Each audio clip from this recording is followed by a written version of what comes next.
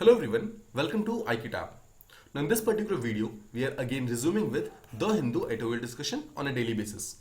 आज के इस वीडियो में we are going to discuss the editorial of 10th of October, that is today. Now आज का जो पहला टॉपिक है that is regarding status beyond faith. Now इस टॉपिक के अंदर जाने से पहले let's talk about the context of this topic. क्यों ये टॉपिक न्यूज के अंदर है?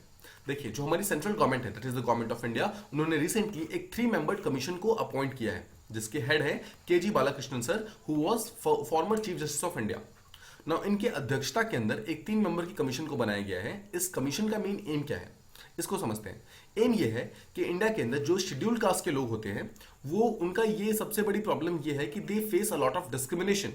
नाउ काफी डिस्क्रिमिनेशन प्लस काफी अनटचेबिलिटी को वो फेस करते हैं।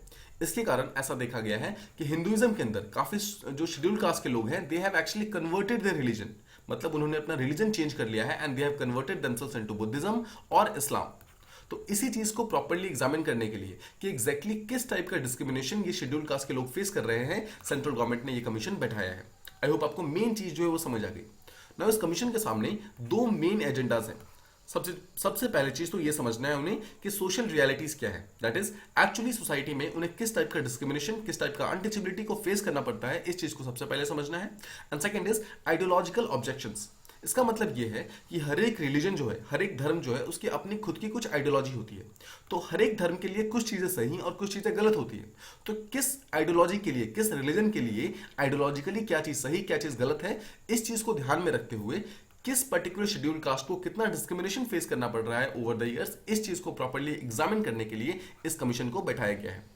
यहां तक कि जो सेंट्रल गवर्नमेंट है दे हैव देमसेल्फ सेड, उन्होंने खुद से ये बात कही है कि ये जो पर्टिकुलर टास्क जो के.जी. बालाकृष्णन कमेटी जो करने वाली है, this is a very seminal and a very historically complex task, मतलब बहुत कॉम्प्लेक्स टास्क है। Obviously you are going to talk about schedule caste, यानी कि एक आप लोअर क्लास के बारे में बात करने वाले हैं and then you are going to understand as to what kind of discrimination they are facing, किस टाइप के डिस्क्रिमिनेशन को फेस कर रहे हैं, इस चीज को समझने के लिए इस पर्टिकुलर कमेटी को बनाया गया है। That is why the task is considered to be very very difficult and very very complex.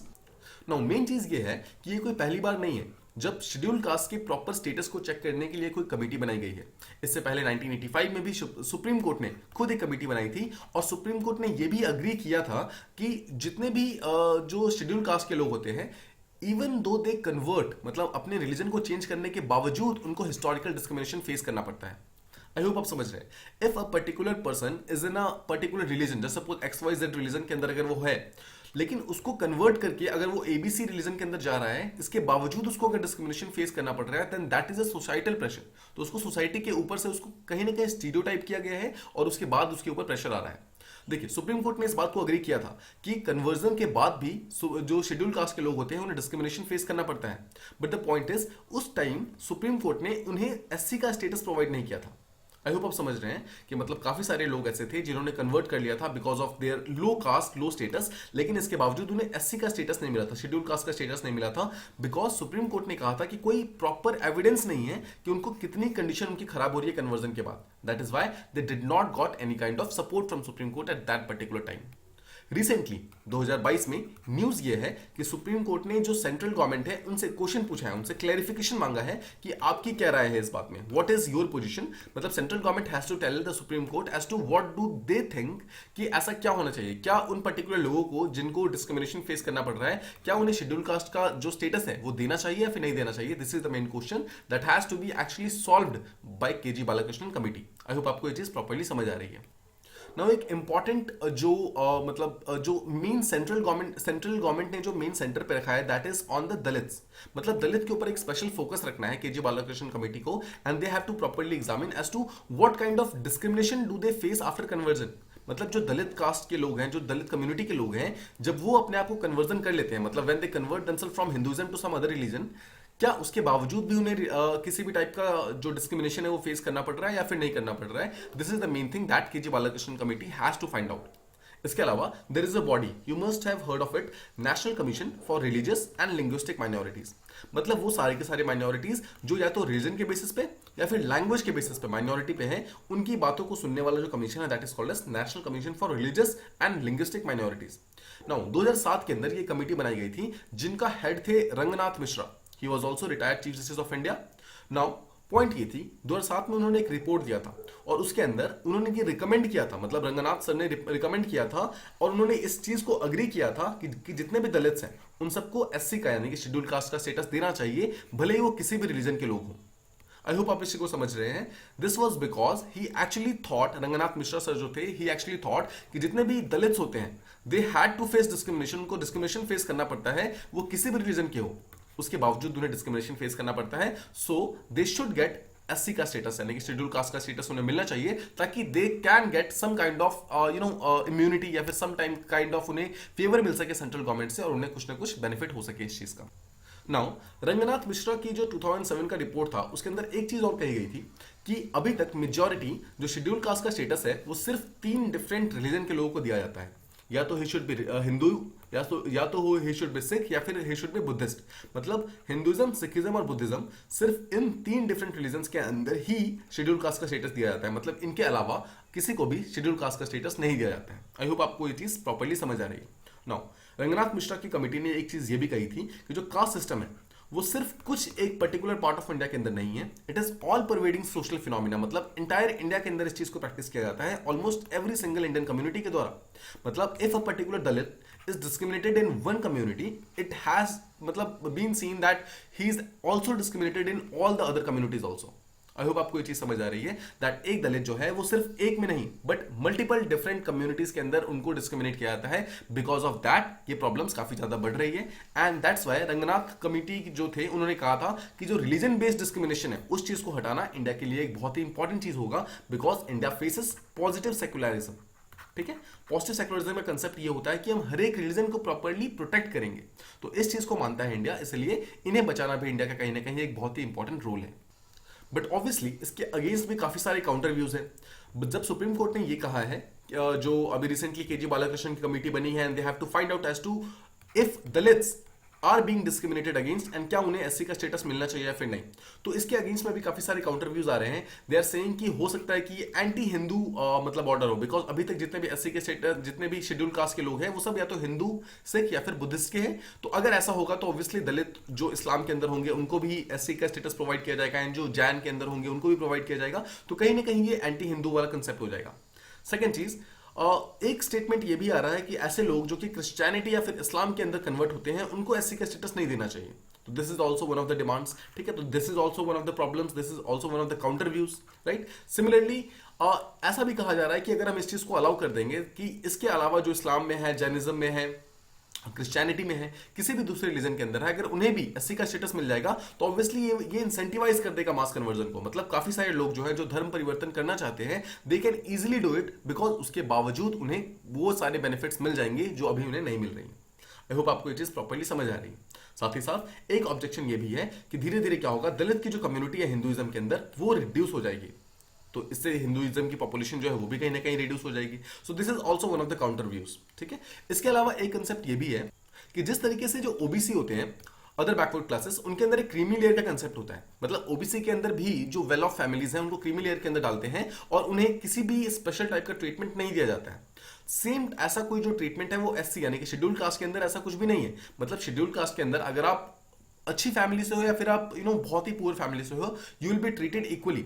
तो ऐसा कोई क्रीमी लेयर का कंसेप्ट ना होने के कारण क्या होता है कि बहुत सारे ऐसे बेनिफिशियरीज जिन्हें फायदा मिलना चाहिए उन्हें फायदा नहीं मिल पाता है, एंड ऐसे बहुत सारे लोग हैं जिन्हें एक्चुअली वो सारे बेनिफिट्स नहीं चाहिए, they still take the advantage of those reservations and all. I hope आपको ये चीज प्रॉपर्ली समझ आई, आपको ये आर्टिकल प्रॉपर्ली समझ आया है। इसलिए जो केजी बालाकृष्णन कमेटी है, जो कमीशन है, उनको एक चीज जो करना होगा कि उन्हें एक प्रॉपर स्टडी करनी होगी। They will have to do a definitive study और उसके बाद इस कॉम्प्लेक्स इशू को प्रॉपर्ली सॉल्व करने की कोशिश करनी होगी। आई होप आपको फर्स्ट आर्टिकल प्रॉपर्ली समझ आ गया होगा। Let's move on to the next one. Now in this article we have to talk about chips, that is about semiconductors. Now semiconductors का आपने डेफिनेटली सुना होगा। नाउ इस पर्टिकुलर आर्टिकल के अंदर हम सेमीकंडक्टर्स की इंपॉर्टेंस को समझने वाले हैं, as to how important a semiconductor can be for the fate of a nation. मतलब this is not just from technological point of view but for the growth of the nation, for the advancement of a nation और for the prosperity of a nation.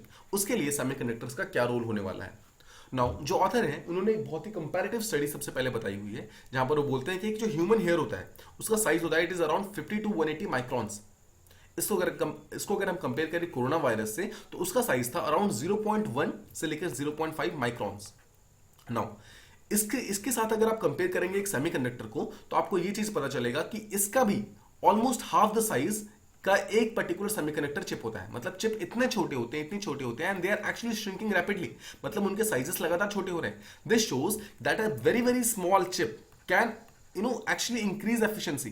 किसी भी चीज की efficiency को increase करने के लिए एक बहुत ही इंपॉर्टेंट रोल प्ले कर सकता है। इसी चीज के लिए हम इस आर्टिकल में समझने वाले हैं एज टू हाउ एक सेमीकंडक्टर का चिप जो है वो फेट ऑफ द नेशन को किस तरीके से डिसाइड कर सकता है एंड किस तरीके से वो चीजों को चेंज कर सकता है, इसको हम समझने की कोशिश करेंगे। नाउ 3 डिफरेंट सिनेरियोज के बारे में ऑथर इस पर्टिकुलर आर्टिकल के अंदर बात करते हैं। The first one is regarding Apple ने रिसेंटली एक नया A16 चिप को रिलीज किया है। नाउ इसकी सबसे इंपॉर्टेंट चीज ये है कि एक छोटे से A16 चिप के अंदर अराउंड 16 बिलियन ट्रांजिस्टर्स है।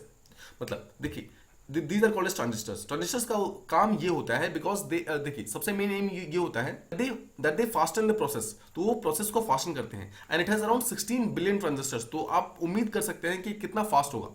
नाउ देखिए जो एप्पल है, जो A16 चिप है, इसको भी खरीदती है।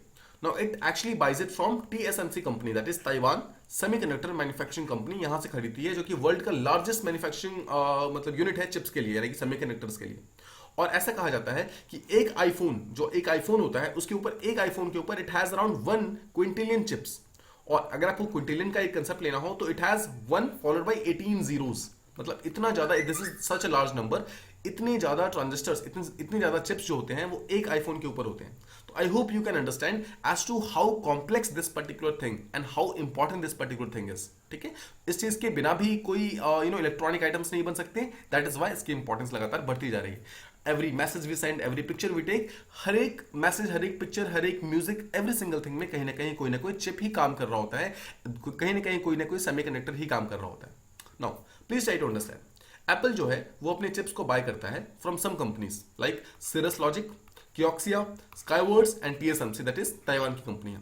समझने वाली बात यह है, एप्पल इनसे चिप्स खरीदता है, उसके बाद अपनी मतलब हाउस के अंदर इन हाउस डिजाइनिंग करता है, उसके बाद उसको एक जगह पर लेकर आता है, फाइनली आईफोन बना करके वो आईफोन को बेचता है। But the point that the author is actually trying to make is कि एक $1 trillion कंपनी लाइक एप्पल, मतलब एप्पल इतनी बड़ी कंपनी है, इसके बावजूद they can not manufacture their own chips. मतलब अभी तक वो अपने खुद के चिप्स बनाने स्टार्ट नहीं कर पाए हैं।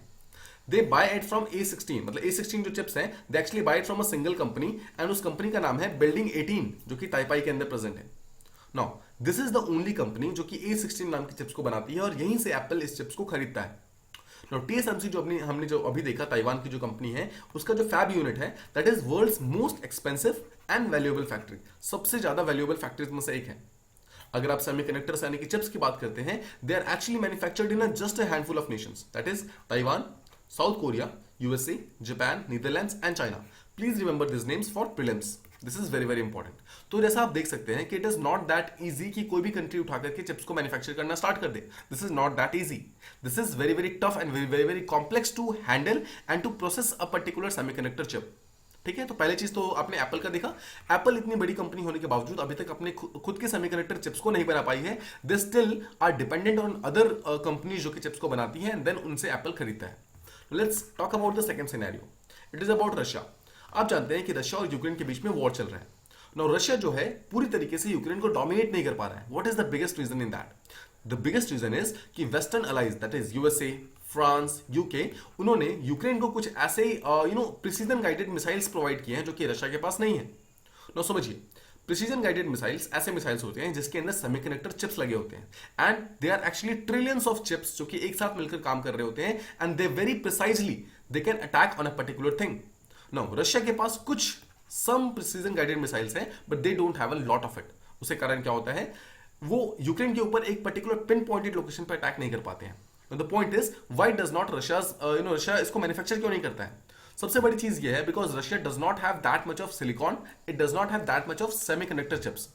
समझिए, रशिया के पास जो थोड़ा मोड़ा जो चिप्स प्रेजेंट है, वो USA और यूक्रेन कहती है कि that Russia has actually stolen those things, या फिर और उसके बाद उसको इंडिजिनियसली बना करके जो गाइडेड मिसाइल्स है उसको बनाने की कोशिश की है। The point is Russia does not has a lot of semiconductor chips. इसके अलावा USA ने एक एंटिटी लिस्ट बना रखी है। नाउ एंटिटी लिस्ट का मतलब है कि कोई भी दूसरी कंट्री जो कि USA के साथ ट्रेड करना चाहती है, they will not sell any kind of semiconductor chips to China and Russia. मतलब इन दो कंट्रीज को कभी भी सेमीकंडक्टर चिप्स प्रोवाइड नहीं करना है। This is the biggest thing जो कि एंटिटी लिस्ट के अंदर आता है। आई होप आपको ये दोनों चीज प्रॉपर्ली समझ आ गए। And because of these things Russia जो है किसी भी टाइप की प्रिसीजन गाइडेड मिसाइल ज्यादा नहीं बना पा रहा है। ठीक है, let's talk about the third scenario. It is about Toyota. Toyota आपने सुना होगा, this is a automobile company जो कि रिसेंटली टेम्पररी शटडाउन हो गई थी जापान के अंदर। द रीजन वाज बिकॉज उनके पास प्रॉपरली चिप्स प्रेजेंट नहीं थे, because of the shortage of chips. This was the biggest reason. उनके 5 डिफरेंट डोमेस्टिक ग्रुप प्लांट्स जो थे they had to be shut down. Now simple point ये है कि Toyota if they will not manufacture cars, they will not manufacture automobiles, so इसके demand decrease जो है वो लगातार इंक्रीज होगी, बट सप्लाई विल डिक्रीज। इसके कारण इसके प्राइसेस भी कहीं ना कहीं इंक्रीज होने स्टार्ट हो जाएंगे।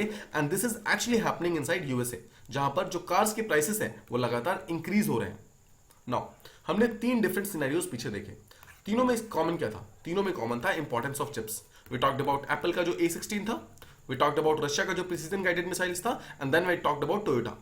तीनों के अंदर ही चिप्स के ना होने के कारण कहीं ना कहीं किसी एक चीज को काफी ज्यादा नुकसान हो रहा है। Now please understand one more thing. देखिए, चिप्स को सिर्फ मैन्युफैक्चर करना is not the only thing.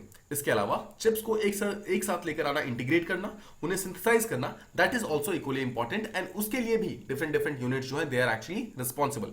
देखिए, हर एक कंपनी की, हर एक कंट्री जो होती है उनके पास कुछ क्रिटिकल सेक्टर्स होते हैं, जैसे कि डिफेंस हो गया, टेलीकॉम, इलेक्ट्रॉनिक्स, मोबिलिटी। इन सब चीजों को बिना सेमीकंडक्टर चिप्स के चलाना इज ऑलमोस्ट इम्पॉसिबल।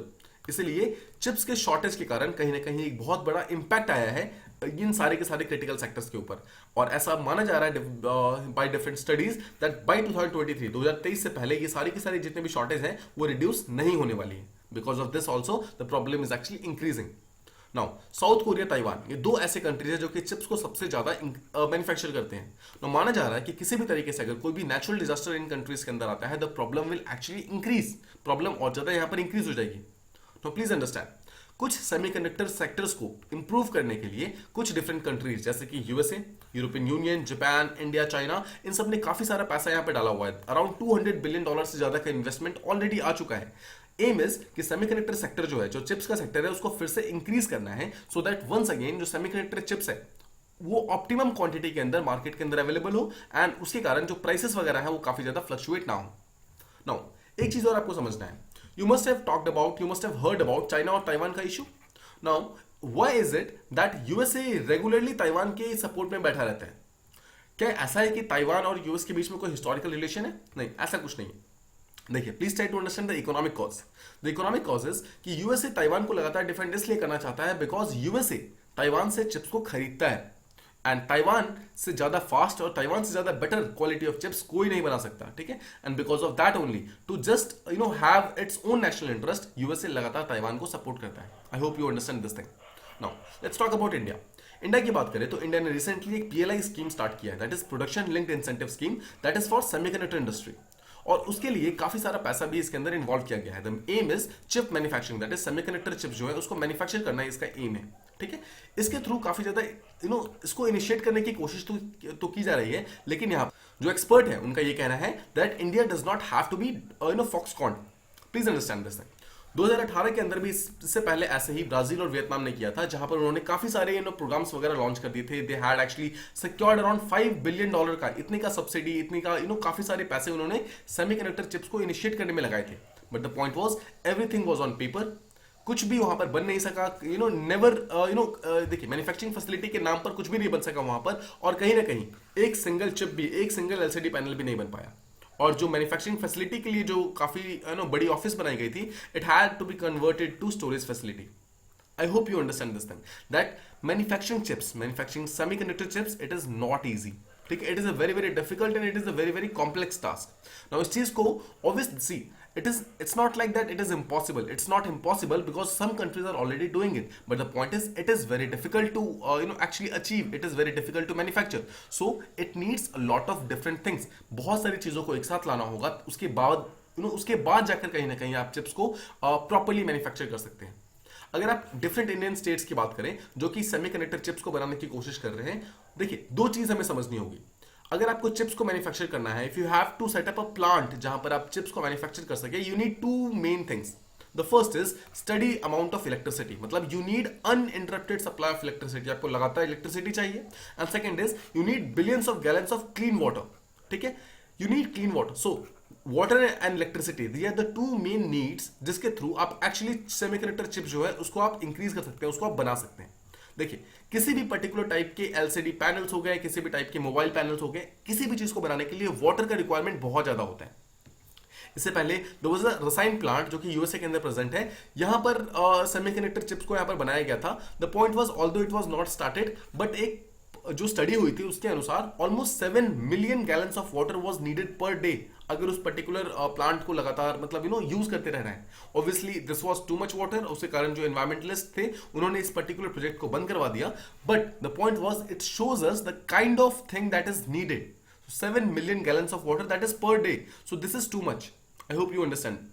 अब इसी चीज को अगर आप चिप्स के फाइनल मैन्युफैक्चरिंग की बात करें, मैन्युफैक्चरिंग प्लस असेंबलिंग की बात करें, तो दिस विल फर्दर इंक्रीज, 7 से इंक्रीज होकर this will go up to 10 million gallons per day. This is the kind of thing that we require to set up a chip manufacturing plant.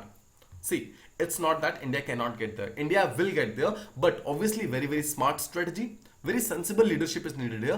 इसके बाद ही जाकर कहीं ना कहीं इंडिया एक study manufacturing setup जो है उसको बना सकता है। देखिए, एक चिप मैन्युफैक्चरिंग प्लांट को बनाने के लिए it will cost at least 15 billion से 20 बिलियन तक। और पॉइंट इज उसका आपको जो प्रॉफिट मिलेगा that will not be very very instant, because chips का जो यूसेज होता है, चिप्स का जो आपको ओवरऑल जो बेनिफिट मिलता है दैट कैन ओनली वो उसी टाइम मिल सकता है जब आपका जो फाइनल प्रोडक्ट है that is ready. The point is आपके इतने सारे इन्वेस्टमेंट लगेंगे, but the point is you will not get instant profit. This is one of the biggest drawbacks जिसके कारण चिप मैन्युफैक्चरिंग के अंदर बहुत ज्यादा प्लेयर्स अभी राइट नाउ प्रेजेंट नहीं है। नाउ अभी देखिए, ग्लोबल सप्लाई चेन ऑलरेडी काफी ज्यादा प्रॉब्लमेटिक चल रहा है बिकॉज ऑफ कोविड-19, बिकॉज ऑफ यूक्रेन वॉर। उसके कारण जो चिप्स का जो गेम है that is actually getting more and more complex. हर एक जो डिफरेंट मेजर पावर्स है, everyone is actually trying to use money, actually trying to use their muscle, every single thing, ताकि जो सिलिकॉन बैटल है दैट इज सेमीकंडक्टर चिप्स का जो battle है it should have been won. इस चीज को जीतने के लिए हर एक कंट्री कोशिश कर रही है। नाउ जो सिटीजन्स है उनके लाइफ्स के ऊपर भी कहीं ना कहीं बहुत ज्यादा इंपैक्ट पड़ेगा। The point is India needs to be very very smart about this thing. I hope आपको जो सेकंड टॉपिक था वो प्रॉपर्ली समझ आ गया। This was about semiconductor chips and its importance in the near future. Now let's talk about the third topic, it is about the collision of the world. Let's talk about this thing. देखिए, 1920 के अंदर there was a group that was made, there was a organization that was made that was called as League of Nations. Now League of Nations को बनाने का main M ये था कि international cooperation को प्रमोट करना है। द एम वाज कि किसी भी तरीके का वॉर जो है वो नहीं होने देना है, ठीक है। बट वर्ल्ड वॉर 2 हैपेंड 1935 में, ठीक है। और इसी कारण क्या होता है, जो लीग ऑफ नेशन था दैट एक्चुअली फेल्ड। देखिए, इसके फेल होने के बाद क्या होता है, United Nation was formed in 1945। Now the date was 24th of October 1945। Now as you know 24th of October is fast approaching, today is 10th of October, और अगले 14 दिनों के अंदर this date is coming. The point is we are going to witness the 75th anniversary of United Nation. That is why this article is very very important. Similarly, United Nation is very important from UPSC point of view, both from prelims and mains point of view. ठीक है, तो questions इसके ऊपर आ सकते हैं। Please keep this things in mind. Now as we talked about it कि 75 सालों के बाद यूनाइटेड नेशन को बने हुए ऑलमोस्ट 75 साल हो गए हैं। द कॉन्फ्लिक्ट जो है वर्ल्ड के अंदर दैट इज एक्चुअली इंक्रीजिंग। तो we need to go back, we need to find the solutions as to मतलब what can be done and how the problems can be solved. Now first of all let's talk about the secretary general of United Nation. उनका नाम है Antonio Guterres, ठीक है। उन्होंने recently एक assessment किया है and he gave a speech. उन्होंने ये बोला that the world is in a big trouble, first thing. Second thing that the gridlock in colossal global dysfunction. The point is it means that different countries are actually fighting against each other. They are not fighting as a single unit, they are fighting against each other, ठीक है। तो आपस में ही वो लोग कहीं ना कहीं लड़ रहे हैं। This is one of the biggest problems. Third is कि G20 that was considered to be very very strong grouping, उनका आपस में ही काफी ज्यादा जियोपॉलिटिकल डिवाइड्स चल रहे हैं। Now, G20 is the group of 20 जिसमें वर्ल्ड के जो टॉप 20 कंट्रीज है they actually sit together, they trying to frame policies on economic front, political front, और उसको प्रॉब्लम को सॉल्व करने की कोशिश करते हैं। द पॉइंट इज G20 भी कहीं ना कहीं आपस में ही डिफरेंट कंट्रीज आपस में लड़ रही है। Russia, China, USA, India, these are all actually fighting against each other. Not obviously they are fighting, but the point is they are not supporting each other, right? This is the main thing.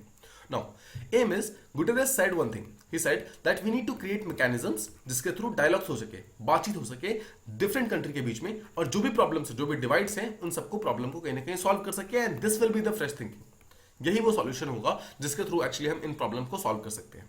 Now what is the opportunity for India?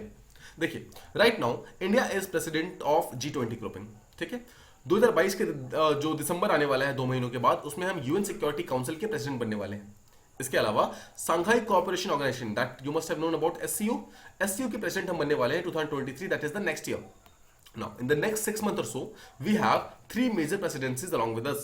This shows कि India का जो role है to solve these problems, that is very very important, and इसके कारण India को एक historic opportunity मिलती है कि इन सारे प्रॉब्लम्स को एक साथ मिलकर के सॉल्व कर सके, राइट। तो इसी चीज के ऊपर हम कहीं ना कहीं इसमें बात करने वाले हैं। तो let's talk about various kind of problems जो एक्चुअली चल रही हैं हमारे वर्ल्ड के अंदर। First is multilateralism. मल्टीलेटरलिज्म देखिए, मल्टीलेटरलिज्म का मतलब होता है when different countries come together and try to solve a particular thing. But the point is जो मल्टीलेटरलिज्म है वो कहीं ना कहीं खुद ही एक चैलेंज की तरफ फंसा हुआ है बाय इट्स ओन प्रोपोनेंट। मतलब जो लोग मल्टीलेटरलिज्म को आगे बढ़ा रहे हैं वही कहीं ना कहीं उसे पीछे भी खींच रहे हैं। यूनाइटेड नेशन को देखिए, यूनाइटेड नेशन जो United States that is USA है, that is actually a part of almost all the global alliances, but still it is looking for bilateral partnerships. इस पॉइंट को समझिए, यूएसए ऑलमोस्ट एवरी सिंगल जितने भी groupings होते हैं, जैसे यूनाइटेड नेशन हो गया, डब्ल्यूटीओ हो गया, ऑलमोस्ट हर एक ग्रुपिंग का पार्ट है, बट इसके बावजूद यूएस ये प्रेफर कर रहा है कि वो जैसे इंडिया है, पाकिस्तान है और फ्रांस है, इन सब के साथ इंडिविजुअल डील्स कर रहा है, डिस्पाइट द फैक्ट कि ये सारे जो कंट्रीज हैं वो ऑलरेडी यूनाइटेड नेशन डब्ल्यूटीओ का पार्ट है, बट इसके बावजूद यूएस के इज जो है it is preferring bilateral partnerships. ठीक है, फर्स्ट चीज ये होगी।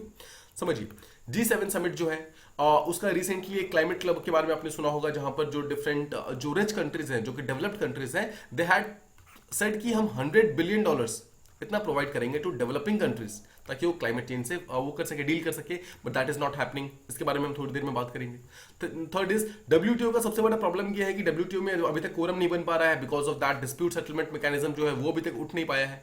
This is also causing WTO को पूरी तरीके से डिसफंक्शनल बना दिया गया है।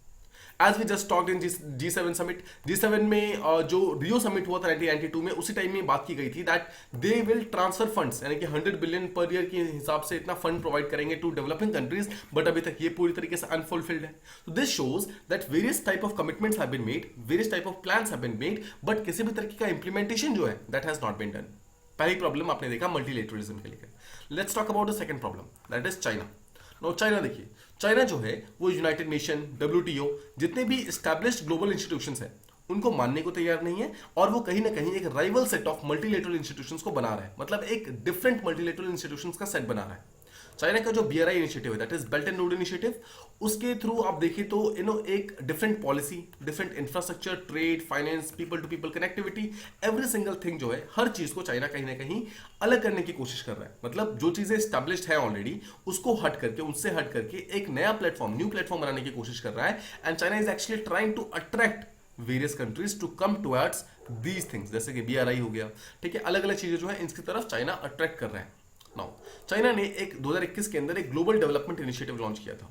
सिमिलरली 2022 के अंदर उन्होंने ग्लोबल सिक्योरिटी इनिशिएटिव लॉन्च किया है। दिस शोज कि चाइना एक्चुअली, देखिए, अगर आप ग्लोबल डेवलपमेंट इनिशिएटिव की बात करेंगे, कहीं ना कहीं इसका काम यूनाइटेड नेशन जैसा ही है। ग्लोबल सिक्योरिटी की बात करें, ये भी यूनाइटेड नेशन जैसा काम कर रहा है, बट डिस्पाइट दिस फैक्ट कि already we have some multilateral institutions, इसके बावजूद चाइना एक डिफरेंट सेट ऑफ प्लेटफॉर्म्स को क्रिएट करने की कोशिश कर रहा है। Let's talk about the third reason. Third is about the clash of institutions. It shows, देखिए, कुछ अटलांटिक पावर्स है, जैसे कि यूएस हो गया, it is considered to be Atlantic power, UK हो गया, फ्रांस हो गया, these are considered to be Atlantic powers, because देखिए ये सब क्या है, अटलांटिक ओशन के पास में है। अगर आप देखें, so see, this is Europe, this is North America, this is South America, and this is Atlantic Ocean. तो ये सारे के सारे कंट्रीज जो यहां पर होते हैं ना, इस पर्टिकुलर पार्ट में, they are considered to be Atlantic powers. So जो अटलांटिक पावर्स हैं उनका कहीं ना कहीं क्लैश चल रहा है, किसके साथ? विद रशिया चाइना का जो अलायंस है, दैट इज कॉम्बिनेशन है, इसके साथ चल रहा है। So these are fighting along with Russia and China. जो यहाँ पर रशिया चाइना जो एशिया के अंदर प्रेजेंट है, इनके साथ कहीं ना कहीं वो फाइट कर रहे हैं। This is considered to be a fight of rest versus rest. देखिए, कुछ जो पावर्स हैं, कुछ some are considered to be super powers and some are considered to be rest. तो रेस्ट जो होते हैं, they are considered to be developing powers. अभी तक Russia, China, India, these are all considered to be developing powers. Now, China का growth आप already जानते हैं। Russia was actually one of the biggest power, but that actually shrunk. उसके बाद फिर से रशिया अपने आप को रिवाइव करने की कोशिश कर रहा है। India is also trying to revive itself. The point is, जो रेस्ट है, मतलब रेस्ट जो कंट्रीज हैं, जो सुपर पावर्स के अलावा जो कंट्रीज हैं, they are now capable of not taking sides. देखिए, अभी तक जो छोटे कंट्रीज थे वो कहीं ना कहीं किसी एक पर्टिकुलर कंट्री के साइड रहते थे, जैसे पाकिस्तान हमेशा यूएस के साइड रहता था, right. because Pakistan wanted some kind of protection from USA, right? Some kind of security protection from USA. But the point is, different जो countries हैं, जो rest countries हैं, अब उन्हें किसी और country के अंदर छत्र छाया के अंदर रहने की जरूरत नहीं है. They can actually take their own sides. वो अपने decisions खुद ले सकते हैं. I hope you understood the main problems. Now let's talk about the solutions. देखिए, सबसे पहली चीज तो यह है कि हमें यह समझना होगा कि what kind of rules do we need? क्या हमें प्रिंसिपल बेस्ड चाहिए या फिर हमें पर्पस बेस्ड चाहिए? किस टाइप के रूल्स हमें चाहिए? ठीक है, फर्स्ट ये है. Second thing that we need to understand is कि देखिए, ये एक बहुत बड़ा आइडिया होगा कि whether do we need to focus on multilateralism और बाइलेटरलिज्म और यूनिलेटरलिज्म. किस चीज के ऊपर फोकस करना है, इसके ऊपर ध्यान रखना भी उतना ही इंपॉर्टेंट है, राइट? मल्टीलेटरलिज्म के अपने कुछ प्रोज एंड कॉन्स हैं, बाइलेटरलिज्म के अपने कुछ प्रोज एंड कॉन्स हैं, यूनिलेटरलिज्म के भी अपने कुछ प्रोज एंड कॉन्स हैं. We need to analyse all of these things and then come to at least one thing as to what can be good for the humanity, right? Now third point, देखिए, एक तरफ तो हम रियो principal के बारे में बात करते हैं. रियो प्रिंसिपल यानी 1992 में जहां पर जो डेवलप्ड कंट्रीज थे they had to pay some amount of money to developing countries ताकि उनका भी डेवलपमेंट हो सके. But on the other side अगर आप इंडिया की बात करेंगे, इंडिया फॉलो करता है वसुधैव कुटुंबकम के जो प्रपोजल है उसको, प्रिंसिपल को. It says that world is one family. ना उसका मतलब क्या है? इसका मतलब है कि every country should help out different countries. मतलब एक कंट्री जो है दूसरी कंट्री की हेल्प करता है ताकि किसी पर्टिकुलर सेट ऑफ प्रॉब्लम्स को सॉल्व करने के में वो हेल्प कर सके. मतलब एक प्रॉब्लम, एक कंट्री का जो प्रॉब्लम है, that is not the problem of just that country, but it is actually the problem of other countries also. I hope you understand this thing. Next is we need to talk about equitable sustainable development.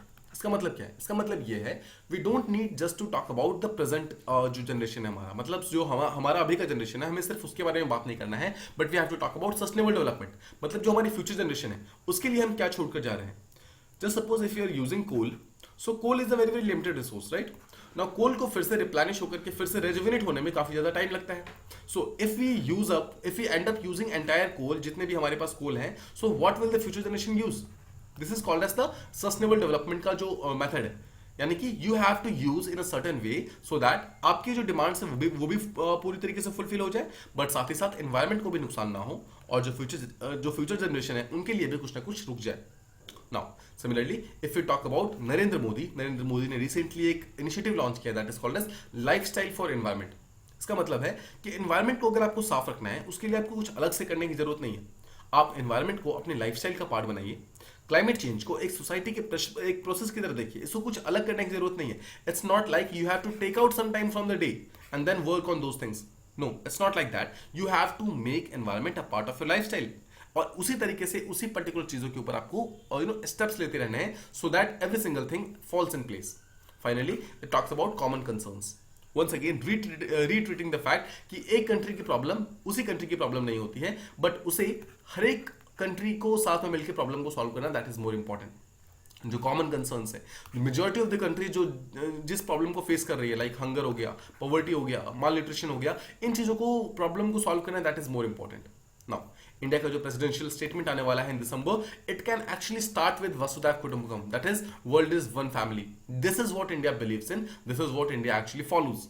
Similarly, SCO summit हो गया, G20 summit हो गया, all these things, this actually gives India a very very good opportunity, जिससे कि India अपने principles को show कर सकता है. इंडिया शो कर सकता है as to what it can do, what are the factors, what are the principles that India follows, and what are the principles that India actually wants to spread into the world.